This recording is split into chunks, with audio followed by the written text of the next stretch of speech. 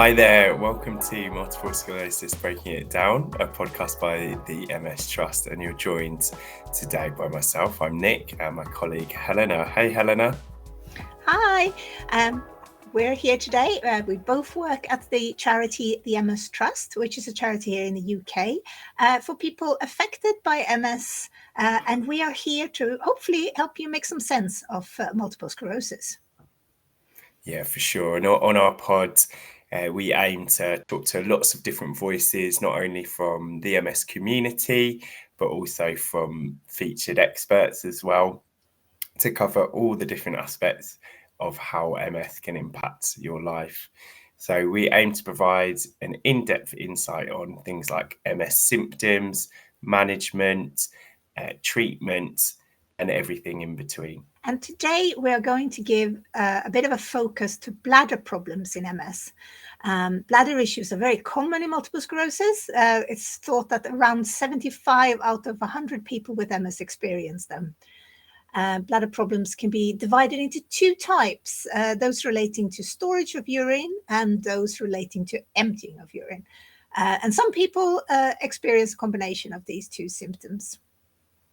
To go into this a little bit more, I'm going to just read from our A to Z from our website, because it's worth pointing out that me and Nick are not medical experts, but we do have a website that is thoroughly researched by a bunch of really clever people, and all the information is checked several times so it is correct. So problem storing your urine, which is called sort of urgency and frequency. Let's say storage problem can cause you to feel a sudden urge to go to the toilet often, which is obviously urgency, and the need to go to the toilet very often, which is frequency. And this can happen during the day and night. And bladder accidents may also happen where bladder control is lost and urine leaks out. Problems emptying your bladder, which we can talk about hesitancy, intermittency, and retention, which are emptying problems that can result in such symptoms as your urine flow being slow or interrupted, which is intermittency, it taking longer than normal to start passing urine, which is hesitancy, or feeling like your bladder hasn't completely emptied, which is retention. Yeah, and with some of these symptoms, I know it's they can be painful as well, but also what we hear about a lot is actually the huge impact that these symptoms can have on people's lives. So some people might they might avoid going out, and they might miss out on important social events or activities because they're worried about these problems. And we also do hear about people who also actually struggle to maintain work, to be able to go in and have employment, because people are worried about constantly needing the toilet or interrupting their work. Maybe they do a job where they have to be on all the time, so it can have those knock-on effects. And so we not only hear about the problems with the symptoms, but also the feelings attached to that as well. So a lot of people we know get in contact with us and they're feeling embarrassed, maybe they're a bit uncomfortable, you do want to talk about bladder problems. Often it's one of those things that people one of those sensitive topics that can almost feel taboo in some situations. And maybe you might be in that situation, maybe you haven't started to have these conversations with the people around you, or maybe even your health professionals too. But health professionals have such a good understanding of what you're going through, and actually they're the people to start your journey with. And they, no matter how embarrassing you might feel at that point, they've probably heard your symptoms from hundreds of people. It's a sort of second nature for a lot of the health professionals. So it's also worth noting that with information, with support, with treatment, lots of bladder problems can be successfully managed. And actually those sort of impacts that you might have on your daily life or your working life can be managed as well. I remember when I went to an event once with a neurologist, and we were talking about things that people with MS were worried about in the future, potentially progressive problems. And there was somebody there talked about that they were worried about having bladder problems, and he said he felt so upset about that, but because he felt like, you know, there are so many of these bladder problems that can actually be treated, and that we shouldn't have to worry about these things. But because people don't go and talk about it, then people live with these problems when they actually potentially could be helped. Your MS nurse is a great place to start. Like Nick said, you know, these people have heard about the problems in and out in their daily work, because like we said at the start, it was 75 out of 100 people with MS have these issues. So, you know, they will have heard about it. But, you know, saying that, it's all easy for us to sit here and say, yeah, go and talk about this, no problem. You know, I struggle with some bladder problems, and it took me a long time before I started talking to my MS nurse about it, because you know, there is a stigma attached to it. So I can really sympathize with people who find this a bit of a struggle. Yeah, 100%. And it's, you know, I think we're moving towards a place where some of these situations are more normalized, aren't we? I would say in society, but it's still, we know from the people who get in contact with us that actually they'll say they've been on this journey, like similar to you, Helena, when it's taken them a long time to get to the point where they feel comfortable having that conversation with a health professional. So, you know, I guess the good news side of things is that, as you were saying, Helena, there's loads of ways to treat or prevent bladder problems. So in today's episode, we are going to talk to an specialist nurse, and she is going to walk us through some of the approaches that you might be able to take on in your life so that you can better manage and understand your bladder problems. So without further ado, I think we'll jump into our interview with Grace. Hello, everyone. Today we are going to be talking a little bit. Well, I say a little bit, actually. You've been sending in loads and loads of questions about bladder. We were really impressed by the amount of questions we've been getting. So we've got busy time ahead now. So we've got ourselves somebody to talk to about bladder issues. And this is MS nurse specialist Grace, but I'll let you introduce yourself, and then I think we'll start off with all the questions. I'm Grace Hazlett, and I work in Hertfordshire. To start off, people have been wondering, how are bladder issues diagnosed and investigated? If people sort of suspect that they have them, what can people expect to happen? Okay, so when you initially see your MS nurse, she's probably going to ask you some questions about your bladder and bowel. So it's really important to take quite a detailed history to assess what sort of symptoms you're experiencing. Part of that, we might ask you to keep some bladder charts so we can see how often you're going. So most people would go between 4 and 7 times in the day. So if you're going a lot more often than that, or even less frequently than that, that may be an indication, again, with your symptoms, about what the possible cause of the bladder problem is. If you're getting up a lot at night, that's a good indication, and usually something that we can manage.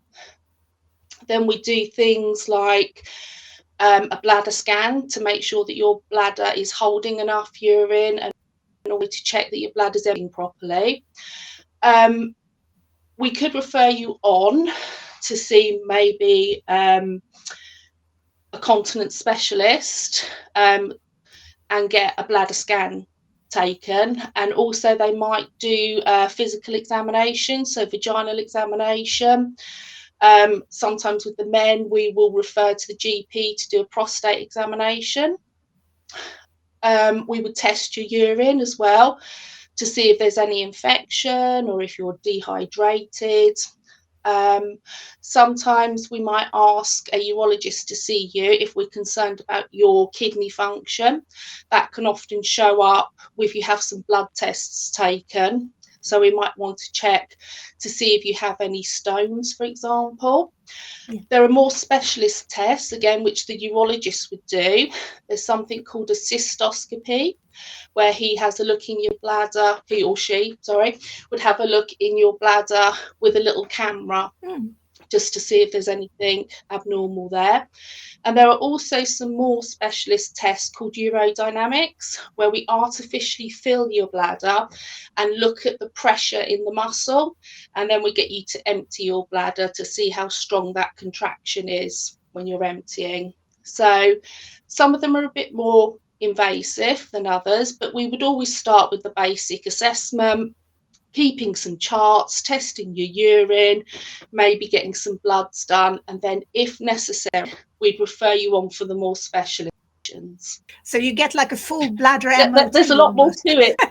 Yeah, and especially your symptoms are going to guide us very much as to what road we're going to take. So we're obviously going to start off with the least invasive. We quite often hear about pelvic floor exercises. So certainly as a woman who's been pregnant twice, I know they were telling me about them then, but we hear more and more people talk about how important they are. But how important are they actually in sort of managing bladder function? And could you talk us through some of the exercises? Yeah, definitely very important, because your pelvic floor is actually doing an awful lot of work. It's supporting your bladder, your vagina, and your bowel. So what I generally do, there are lots of regimes out there, but what I generally recommend is actually locating the pelvic floor is the most important thing in the first place, because often you see people and shoulders and everything are moving and you're not really exercising the correct muscles. So it's basically a squeeze and a lift around the vagina, and if you can, a squeeze and a lift around the back passage, as if you were trying to stop yourself from passing wind. And if you can squeeze and lift and hold for a second, that will stimulate what we call a fast twitch muscle. So when you cough, sneeze, laugh, that's the one that kicks in quickly. But then we also want to build some endurance into that muscle. So if you can squeeze and lift, it's a very gentle movement, and see how many seconds you can hold it for. A lot of the exercises will say hold for 10, 20 seconds. Most of us, when we start doing these exercises, we're probably 2 or 3 seconds. So I just say work it out for yourself, and then fit it in whenever you can. I don't think that many people will be, doing 20 sets a day. So it's when you put the kettle on, for example, just do a few. So try and do both types of exercises, the quick ones, squeeze, lift, release, and then the longer ones where you squeeze and you lift, and see how many seconds you can hold it on for. So doing anything is better than doing nothing. And just make it a habit. When you sit down at your computer, just do a few. It's almost like one of those things like built in, like why you brush your teeth. We get told from a very early stage that we should be brushing our teeth for our dental health. And it's the similar kind of approach, isn't it? Exactly. While you're brushing your teeth, do your pelvic muscle exercises at the same time. 2 for 1, yeah. A little bit of multitasking. Yeah, just fit it into whatever you do regularly through the day. Just think, I'll just do a quick few exercises while I think about it. And are there any sort of similar exercises for men to do? Yeah, very, very similar. So with men, I would often say try and look in the mirror. So what you will see, if you're squeezing and lifting in the right place, you see a slight lift around the genital area, so you know that you're doing the right muscle. And again, around the back passage, it's a squeeze and a lift, and it'd be pretty much the same regime. Excellent. And here's a thing that I find quite interesting, because we're talking about training these muscles, but can you also actually train your bladder to hold more urine? You can do, absolutely. And often there's a regime called bladder retraining, so we can easily get into the habit of passing urine when just in case. So the more you pass urine, the less able your bladder is to hold urine. So what I would generally say, again, this is where your charts come really invaluable information, because you can see at what points of the day your bladder is behaving the worst. And also, if you keep your fluid intake, you can see if it's related to that.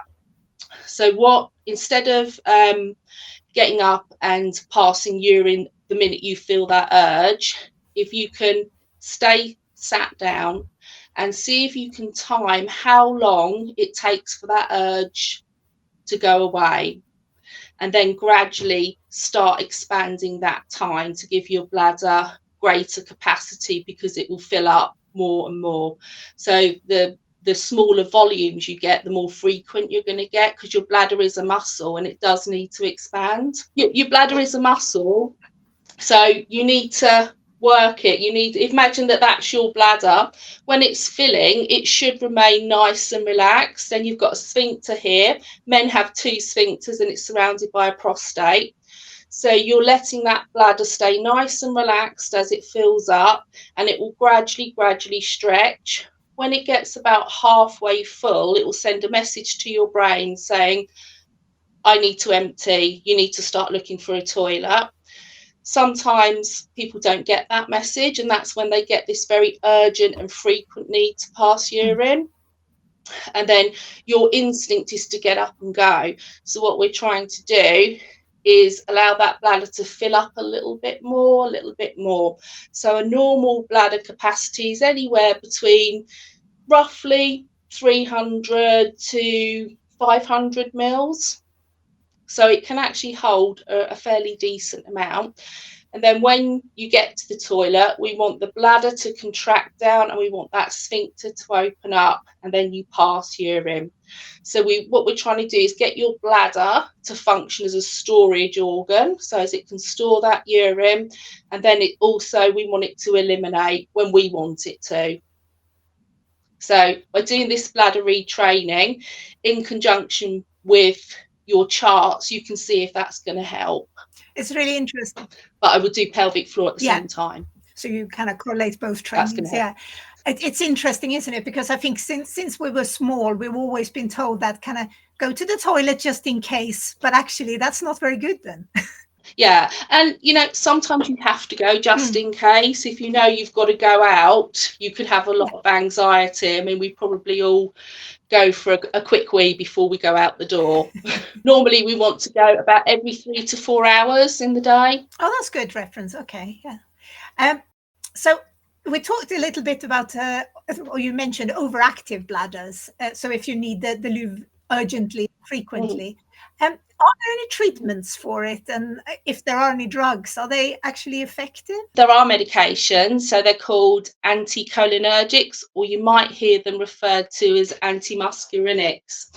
And what they do is they treat people with what we call an overactive bladder, so when you've got that urgency and frequency. And what they do is they block the nerve impulse. Can have a lot of side effects, so you do need to be aware. And there's certain conditions where you can't be prescribed them. So if you've got blurring of vision, because sometimes they can dry the eyes, they can cause constipation, a dry mouth, and sometimes because we're getting them to relax the bladder, they can actually send you into retention of urine. There are alternative medications that can be used, and it's usually under the supervision of a urologist or a urogynecologist. Some of the antidepressants, antispasmodics. Sometimes they might use Botox injections into the bladder, and then after that you're getting into much more specialist treatments, which we probably won't touch upon today because they're more of the surgical. So I would say if you're going for the first line medications, usually we'll start you on a very small dose, and that's to help manage any potential side effects. Even if you start on these medications, I would still do the bladder retraining and pelvic muscle exercises, look at things like constipation and look at your fluid intake. And that's why a holistic assessment right at the start before you start doing any of these interventions is really important. How much water or fluid, not just water, should we be drinking a day? Because I see so many conflicting messages on this. The average, I think, is 1.5 to 2 litres a day, I would say, is probably adequate to maintain your hydration. And obviously the type of fluids that you take, because a lot of fluids can irritate the bladder as well, such as caffeine. But, you know, stick to like 3 cups of tea is generally a relatively low caffeine intake. And, you know, you've got to have some pleasure in life. That's true. I would be very sad if I couldn't drink any coffee at all. Yeah, but you might have to time the coffee so you know you have it when you've got more energy in the morning, or Yeah, you know. You mentioned Botox injections. Now we hear about this sometimes. How does it work, and is it actually available on the NHS in all areas? I'm not sure if it will be available in all areas. You'd need to check with your local urology service, but I would say it's probably fairly common that a centre near you would provide Botox. Basically how Botox works, it paralyzes the bladder muscle or the detrusor muscle to reduce the amount of activity, so to relax that bladder, and then in the hope that it will reduce bladder spasms and subsequent leakage. It does have to be repeated approximately about every 6 to 8 months because the effect will wear off, and you're often taught to catheterize yourself, so an intermittent self-catheterization. So a urology nurse will teach you how to do that, because sometimes the bladder will not therefore empty completely, and we want to prevent damage to the kidneys and prevent you getting recurrent urinary tract infections. But it is a very effective treatment. And it was what Botox was used for first, wasn't it? Before people started putting it in other places. Botox has many medical uses, which are some of them quite surprising. So yeah, they use it in people's eyes. They use it for sweating, all sorts of things. Yeah. Here's a symptom that I feel very sort of familiar with myself, and that's nocturia, which is when people get up several times during the night to go to the toilet. What can be done about it, if anything? Okay, I think the most important thing, again, is going back to that initial assessment. So nocturia is actually being woken up at night to pass urine, which is different from nocturnal enuresis, where you don't wake up. So it's kind of normal to get up maybe once or twice at night. That's considered, you know, within an acceptable range. And it really depends on what is actually the underlying cause of that dysfunction. So in men, it could be something like a prostate problem. You know, as men age, they can get some benign enlargement of the prostate. Overactive bladder, again, that can wake you up at night. A urinary tract infection. As we age, our heart and circulation isn't as efficient, and you know, if you get swollen ankles in the day, you might find that when you elevate them at night, that makes your kidneys work a bit harder to offload that fluid. So elevating, you know, if you're an older person or you're not as mobile, so just elevating those feet at some point during the day, you probably will find just something simple like that may help to reduce that waking up. How good is your diabetic control? If your sugars are very high, sometimes that can give you nocturia as well. Sleep disorders, it's been associated with. So people who maybe have sleep apnea, they tend to wake up a lot and pass urine. Drinking too much in the evening, again, which is quite a simple thing. Some people go all day because they're busy, and then they take most of their fluids in the evening. Again, that's where your charting makes you more mindful and more aware about what you are actually doing in the day. And some people, and it's more common in children, where they don't produce an antidiuretic hormone, so they're producing the same amount of urine in the day and at night as well. So sometimes there's some specialist treatments that you can have for that as well, and that's a medication. That's interesting. So yeah, there are lots of things, and all the basic kind of do's for that would be make sure that you're drinking the appropriate amount, 1.5 to 2 litres a day, avoiding alcohol, a moderate caffeine intake, see your GP, because it might be medication related, like diuretics or some of the blood pressure pills. They can cause various problems. And practice good sleep hygiene. I know we do lots of leaflets under the fatigue management, so making sure that you're comfortable in your bed, you know, lights are not too bright, not, you haven't got a light that's shining in on you, blackout curtains, all those sort of simple things to do. Sometimes it's not always about a dysfunction with your bladder, but it can be an environmental thing as well, and if you do need a commode or a bottle or something like that, making sure that you've got that to hand. I think with myself, I think it's often if I wake up, because I do sleep quite badly, and I wake up, and as soon as I'm awake, there's something that just tells me you need to go to the toilet, even if I'm not like urgently needing it. But it's like, well, you're awake now, you might as well, because otherwise you'll wake up in an hour and you'll need the toilet. And so I'm almost thinking it's more of a sort of fixed idea rather than my bladder actually needing.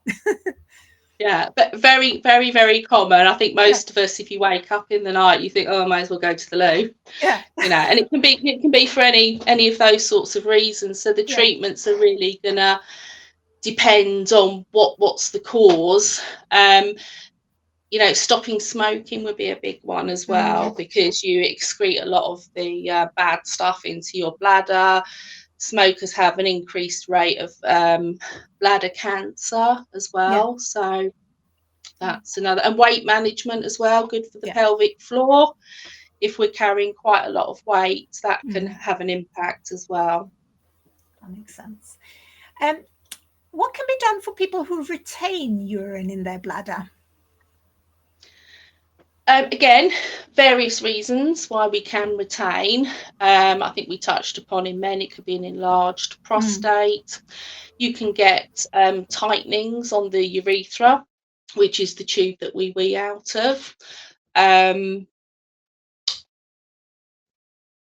Gynae problems as well. Sometimes if you have a prolapse, either the front or the back vaginal wall, sometimes because you've got your bladder at the front, then you've got your vagina and your uterus and your bowel. So sometimes if you haven't got that support, the bladder can tilt back a little bit, and then you've got a little sump of urine that you can't evacuate can't empty your bladder properly. So as I was saying, depending on the reason, it might be that you might be referred to a urogynecologist for a repair, pelvic floor repair, or some sort of intervention, depending what the actual cause of it. Some people, you might want to go down the route of a catheter. So there are various types of catheter.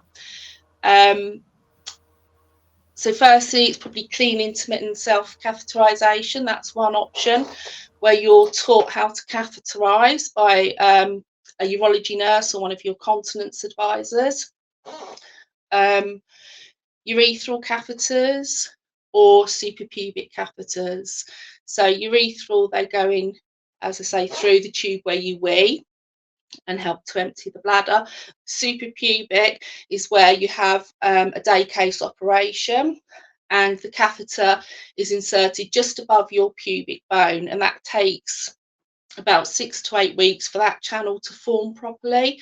And usually the first change is done in the outpatients in the general hospital rather than the community, but after that, then the district nurses will take over and do the changes. And when it comes to catheters, like you mentioned the intermittent catheters, how big are they? I mean, are they quite discreet? They are discreet. There are many companies that produce different types of catheters.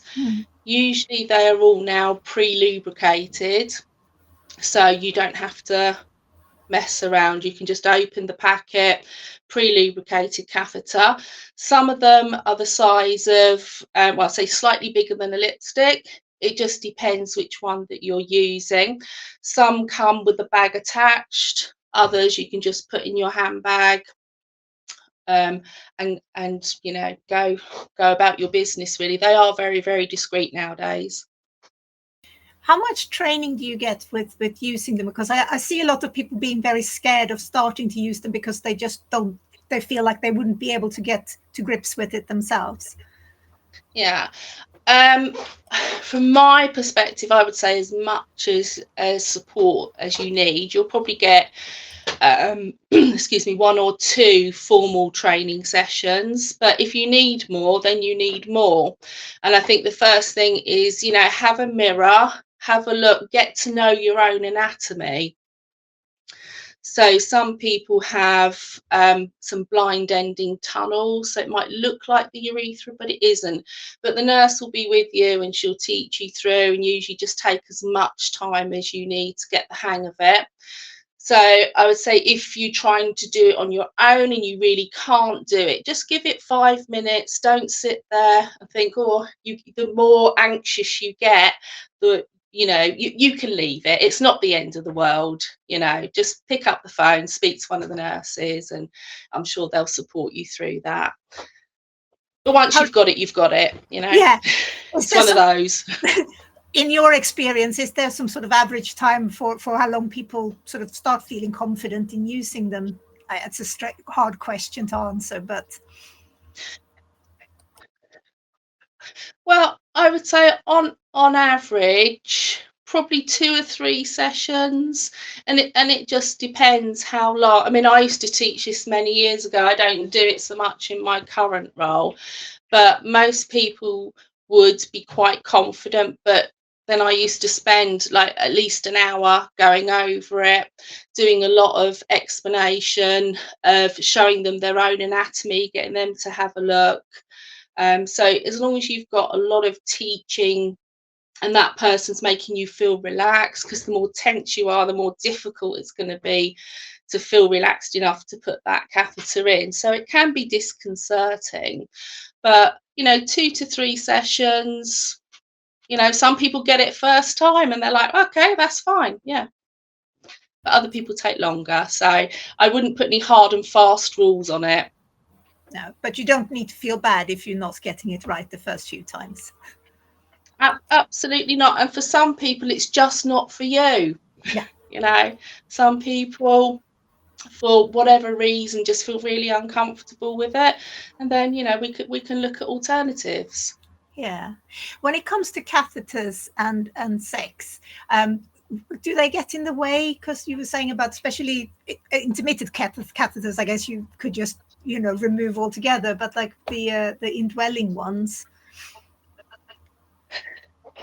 Yeah, I mean, with an intermittent catheter, you're literally putting it in, draining the bladder and taking it away, and that's one of the advantages.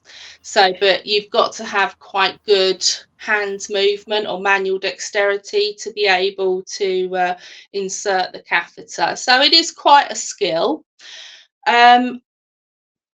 Generally, I would say if the catheter was for long-term use, we'd go for a suprapubic catheter, and that's got many sort of advantages because it is going to be out of the way and it's not going to interfere. Whereas if you've got a urethral catheter, it may be uncomfortable during intercourse, but a suprapubic really will not interfere. It's out of the way, it's above your tummy, you can secure it. It's good for people that maybe are wheelchair users because it can be more comfortable and more accessible. You're not likely to damage the urethra because the indwelling catheters are held in by a little balloon. So you don't want any pressure put on that balloon or you can damage the urethra. You can get little clips now where you can secure the catheter, so it's not putting any pressure on the actual catheter, so it's squeezed. So they're really helpful. And it's also, with the suprapubic, it's generally easier to manage from a hygiene perspective because you can just clean around the site. Less risk of it getting kinked or pulled out by accident. And there is less risk of getting urine infections with the suprapubic. So for longer term management, that's generally a better option. Let's talk a little bit about continence products. So there's quite a lot of these as well out there. I mean, I guess there's some on the market that you can buy, but are there ones that are available on the NHS, or do you have to buy them themselves? And here's a question that popped up: are there any brands that are sort of better than others when it comes to this? Because there's suddenly we see quite a lot of this actually being advertised to us as well. Yeah, well, generally they're the same manufacturers who are supplying to the NHS that are available in the supermarkets. In the supermarkets, they've probably got some very nice pull-on knicker type ones that look more like normal underwear. They are quite expensive, so generally the NHS will not supply those, but the quality is pretty high in the NHS. You could speak to your continence advisor, who can do an assessment to provide you with pads, or your district nurse will do the assessment as well and order the pads. Most services will provide between 3 and 4 pads in a 24-hour period, and it just depends on your needs. They could be quite a small pad, or they could be a pad with a large absorbency. But yeah, they are available on your NHS, so you shouldn't really need to spend too much. You might wish to supplement them, but also there are lots of other different products out there that you can use, like bottles and shiwis. Some of them sometimes might be on prescription, so it's worth doing your research before you pay your money to find out if you can get it. Oh, that's a really good tip. Here's a question that we had sent in: is it common for people with MS to also get cystitis? Okay. I don't know the figures on this, but generally I would say it's probably the same as the normal population. I'm not sure why somebody with MS would be more prone to that. Some people call it bladder pain syndrome. So the symptoms can be very similar to having a urinary tract infection. If you've got quite an intense pelvic pain, if you have urgency, frequency, getting up at night, pain in the lower tummy that gets worse as your bladder fills and is relieved by passing urine, all those can possibly be an indication that it's what we call a bladder pain syndrome, or an interstitial cystitis, rather than it being infection driven. Yeah. We're not too sure why some people get a cystitis. It could be damage to the lining of the bladder that affects the detrusor or the muscle, or interferes with the nerves of the bladder. Is it to do with pelvic floor weakness, or is it to do with your immune system, where there's some sort of inflammatory reaction occurring? So as far as I'm aware, I don't think there is one particular test, but again, it will be going back to that holistic assessment. You'd probably be referred to a urologist to have a look at that, if that's what they thought. So they'd want to do a cystoscopy, so have a look inside your bladder, and all the routine stuff such as testing your urine, doing an ultrasound of your urinary tract to make sure that everything's okay there, and they'd probably do some vaginal swabs as well, just to make sure that there's no infection. Again, all the usual stuff. Don't smoke, because sometimes the irritants in tobacco can make things worse. Also, some people find that the symptoms can wax and wane, so they come and they go. So it's worth maybe keeping a diary of your food and your fluids to see, is there anything there that's triggering these symptoms? Because sometimes it can be that you're reacting to something and that's causing an inflammatory response. Cutting out certain food and certain fluids may help to ease the symptoms. It's things like taking over-the-counter pain medication such as paracetamol. Sometimes the urologist will then think about prescribe medication for nerve pain. They may also give you an anticholinergic or antimuscarinic to see if that helps with the urgency and frequency. Sometimes they give you a medicine to block histamine. So it can be like you're producing this histamine like an allergic reaction. So they give you medication to see if that's the problem. There are some more specialist prescribing, which is not my area of expertise, and you need to speak to a urologist about.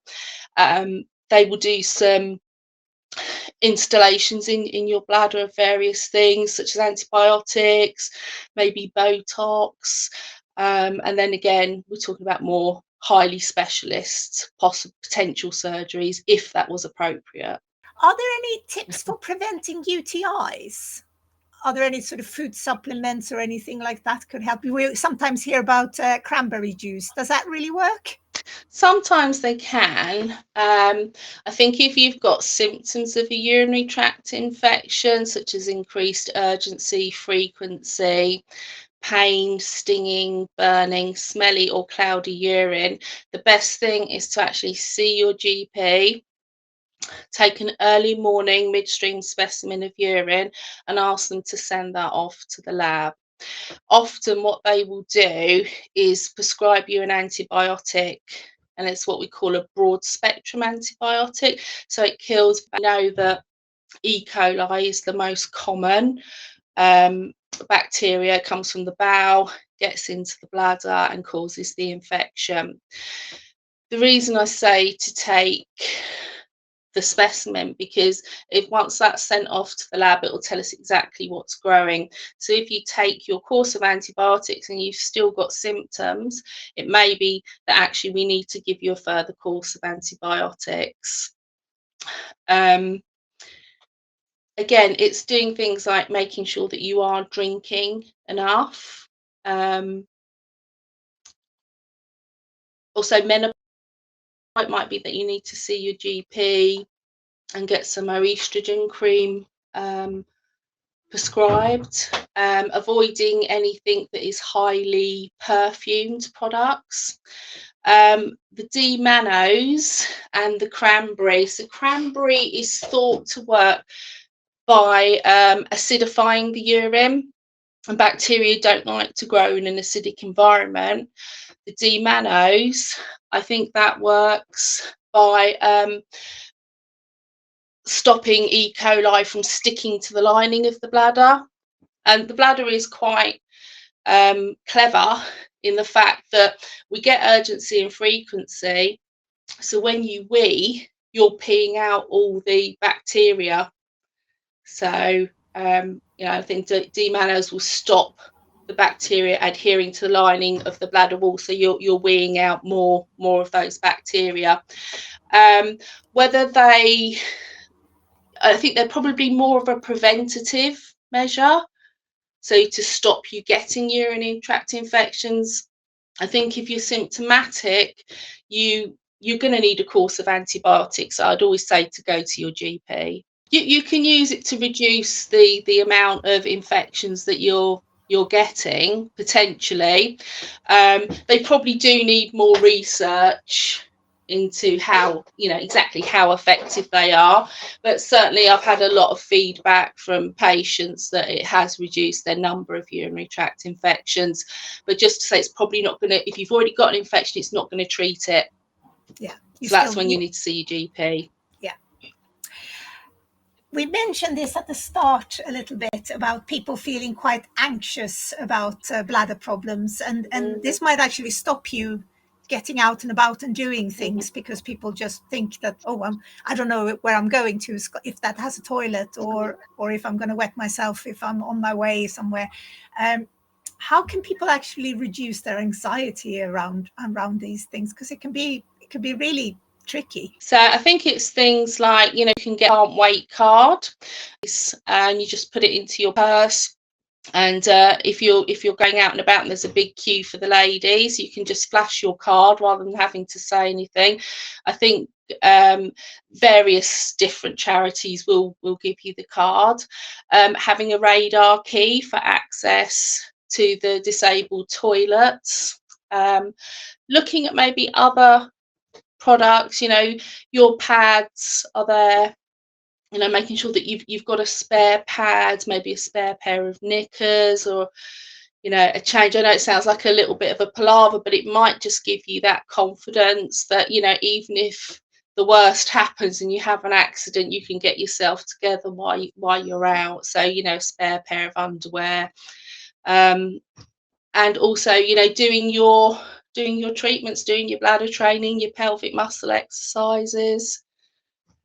Knowing where you're going, planning your route, because I guarantee that most people who've got a bladder problem, they will know where every toilet is on the route. So they're actually very handy people to know.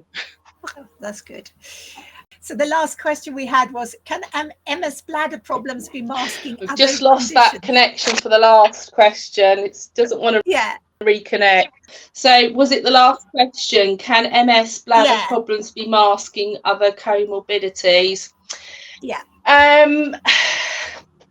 I think really, if you've got any urinary symptoms, make sure that you do discuss it with a healthcare professional, and that we then refer you on to have a proper assessment. I don't think it's necessarily that the MS is masking anything, but I think we do have to be careful not to blame everything on the MS, because it can be something that's completely unrelated to your MS. So I think the assessments would be pretty much the same regardless of any comorbidities. So always best to talk to your health professionals. Yeah. And make sure you have a good assessment. Don't let people say to you, oh, well, it's inevitable because of your MS, because it isn't. Because as we've discussed today, there's lots of treatments out there. Sometimes we are our best own detective. We know how our body feels, and when something's wrong, we are the most reliable person to assess that. As far as sort of comorbidities, bladder cancer, again, is more common in people that smoke. If you've got blood in your urine, that's something that I would be looking to refer you on urgently. I think we're having a bit of struggles with connection, but this been really, really useful, Grace. Thank you so much for helping us out with all the questions today. If this was a commercial podcast, here is where there would be an advert. But as we're a charity, we don't do that. So instead, this is our time and opportunity to tell you all about our fantastic resources for people with MS. Sure. So our website is a great place to start. So that's mstrust.org.uk. And on there, you're going to find loads of information, lots of different resources for people affected by MS. So we do have a whole section on there, which is linked to bladder problems. And we also have a book which you can order for free, either in physical or as a digital download. That's called Managing Your Bladder. So you can find these links in the show notes as well. We'll make sure we pop them down there. And also, if once you're on the website, if you're not sure where to look, if you just type in bladder in the search bar there, you'll find lots of content there. And of course, if you are impacted by any other symptoms, or you want to find out more about treatments, or look at some stories from other people who are living with MS, you can find that all on our website too. So do head over there. It's mstrust.org.uk. I'd just like to point out, as I said at the very end of my recording with Grace, that we were having some huge problems with connection. I think she was struggling to hear what I said, and it was a little bit of a delay. So some of it towards the end there was cutting out, but I really found it so interesting to talk to her, and it again really shows how much there is to do with bladder problems. I feel like there's so many people that just kind of think, oh, well, it's just the way of life, I'm getting older, or, I have MS and I need to just live with this. But clearly there is stuff to be done. So I feel like it's so important to talk about this. So I'm really pleased that we recorded this podcast. Yeah, absolutely. I know, and when she was talking about some of this, like the pelvic floor exercises and stuff, I was like, full disclosure, I've had a go at some of those as well, like when she was talking about them. So no, I think having her insight was great. And actually, again, she went a long way to kind of saying that these are very common problems. A lot of these things, they're very common in MS, but also some of these symptoms can happen to other people who don't live with MS as well. Something like, the frequent waking, and that there are solutions out there. There are preventative measures, but there's also solutions as well if you are experiencing those things. But I find it so interesting, this with pelvic floor exercises, because as we talk to bladder experts, we've interviewed some other people as well, and everybody's talking about the importance of doing this early on, like before you're starting having problems, because so many people, if you have MS or not, you are going to end up having weaker muscles down there, and it's going to potentially lead to bladder problems. I have, apart from being pregnant, never been told to do pelvic floor exercises. It was never like a case of anybody teaching you things like that in school. And when I asked her, are there exercises for men to be done? You never hear anything about that. Have you ever, as a man, have you ever been told to do those type of exercises? No, I don't think so. But yeah, it's so important, isn't it? Yeah. It's really, really important. So I feel quite passionate about this subject for like a few reasons. I think it's been, like kind of said, not talked about. It's been swept under the carpet for a bit. I was diagnosed, I guess it will be 17 years this year. And nobody spoke about bladder problems. They made it sound like it was something that would just happen in progressive MS or very later on in life. But now I think people will mention it, to people who are newly diagnosed. I was 29 when I was newly diagnosed. I haven't had any children. So, mention things like do your pelvic floor exercises would be really good, because you often, when you're newly diagnosed, you'll come and you will say, so what shall I do now? What, you could think about starting medication and things, but what are some of these like things that you can do here and now? And doing pelvic floor exercises really seems like a really reasonable thing to say. I understand that you don't want to scare people for future, but it's also really, really important, because you don't want to have bladder problems. Because as we have said, so many people struggle to live daily life, day-to-day life with getting out and about because of bladder problems. So I just think, and also it's so common, not just in the MS population, but in the outside world, and we just need to talk about it more, and some of these issues should be normalized. It's like you get told to brush your teeth because you don't want to have future problems with your teeth. Even if you don't have any holes in your teeth, you go and brush your teeth. That's the same idea with kind of doing your pelvic floor exercises. Sorry, little rant over there. No, I love that, Helena. It's good. It's good that you're passionate about this. That's what we need. We need some normalization in the wider community, don't we, about some of these issues. Actually, it's just your health, isn't it? It's not a stigma around brushing your teeth, is there? For goodness sake. It's so funny, isn't it? So, but yeah, because I do feel like one of these things, like I say, only when I was pregnant did they say something about it, and I will put my hands up. I did not do my pelvic floor exercises very well, and now I have been told that I have weak pelvic floor muscles, and I have to do something about it. And that is one of the reasons why I've been having sort of some bladder issues. I feel like I need a toilet more often than I should. And one of the things that I've been doing since talking to Grace, is to try and train my bladder. It sounds like that. Is it that film or books, I Train Your Dragon or something. But I really try not to go to the toilet so much, because I've been very much guilty of that kind of just in case weeing. My mom would have said that, go to the toilet before you go, but then you keep on going. So every time, if we were about to leave the house, I go to the toilet, and then I have to wait around for my kids, because kids always take a long time. Then I go to the toilet again. That might have just been 10 minutes later. I don't really need to do that, and that is not good for the bladder. So I'm now trying very hard to only sort of go to the toilet when I need to, but not just go in case. Yeah, I know. It's like when I was listening to Grace, when she was saying about that bit about the sort of just in case, when it's just in case. Being a former teacher, I was always sending people, right, we're not going out to play. You all need to go to the toilet and all that stuff, right? Go to the toilet before the lesson and all that.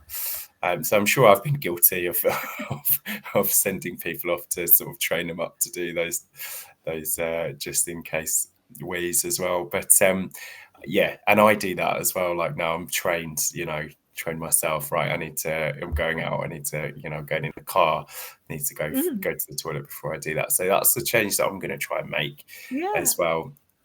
And also doing that, as you were saying, like seeing how long you can kind of wait when you get the urge before going to the toilet. Because this is probably too much information for this podcast, but I tend to go a lot as well. So yeah, I was thinking that, but I drink lots of fluid as well throughout the day. So I was wondering if, from listening to her, I kind of was picking up that actually I need to do more to train myself up as well. And I think it's really important to talk about drinking as well, because you do hear sometimes that people sort of don't drink enough just because they're worried about wetting themselves or having problems. And obviously that's going to cause other bad things happening if you're dehydrated. So it's really important to take up the fluid. But, we were talking about work before and problems at work. That must have been quite tricky, though, being when you used to be a teacher, because you're not allowed to go to the toilet when you need to either, are you? In the same way as you tell the kids to sort of not go during lessons. But if you're working as a teacher, you can't just nip up to the loo either, can you? Yeah, I'm off. See you later. You're in charge now. No, I never did that. If Ofsted are listening, I definitely did that. No, I didn't. But no. So I also was thinking that when I was listening to Grace, I've got quite good at just sort of training yourself up to not to go straight away. But since leaving the profession, I've definitely. It's just not something that I've been thinking about all the time. It's only when you listen to an expert, isn't it? You think, that's some good information. Maybe I should be training myself up and preventing some of those like just in case times that you go to the toilet as well. Yeah, because I think teachers is certainly, as the people that I've heard from that have been talking about it, especially that they've been struggling with their professions, and people who work in shop floors and sitting at the till, and they can't just stand up and go to the toilet either. They have to sort of make sure to clear it with their manager and their shift is over. So a lot of people that have those type of jobs will struggle with this.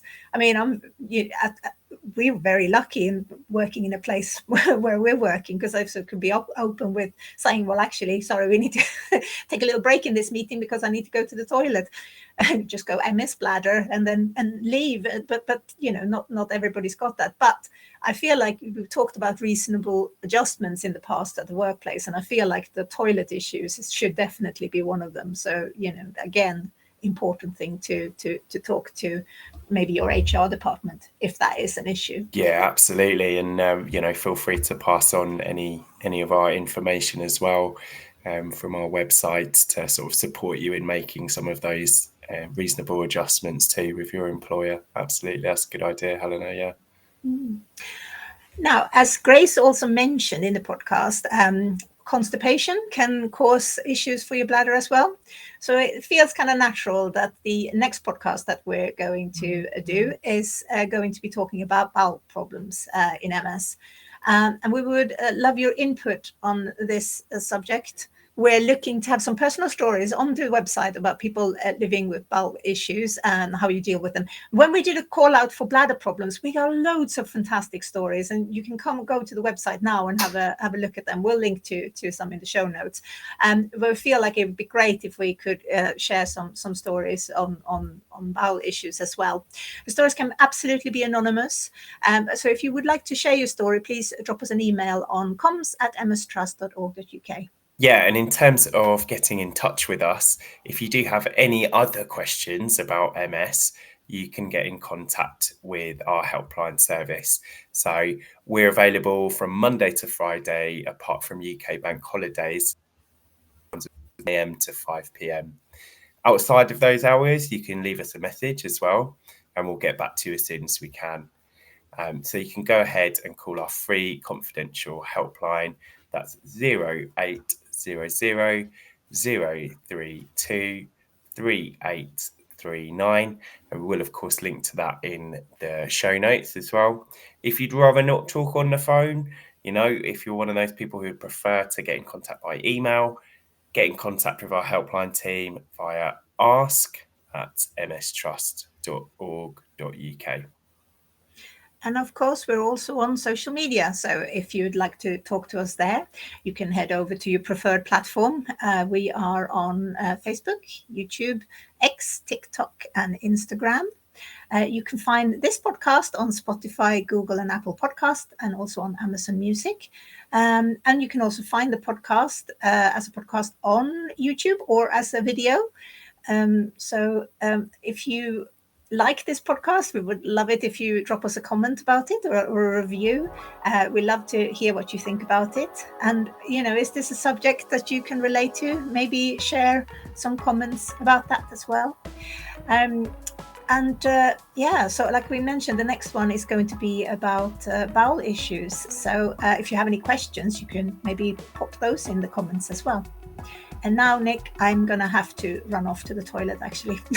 So that was a suitable way of ending this. That's podcast. A fitting ending, eh? Yeah. See you next time. All right. Bye. Bye.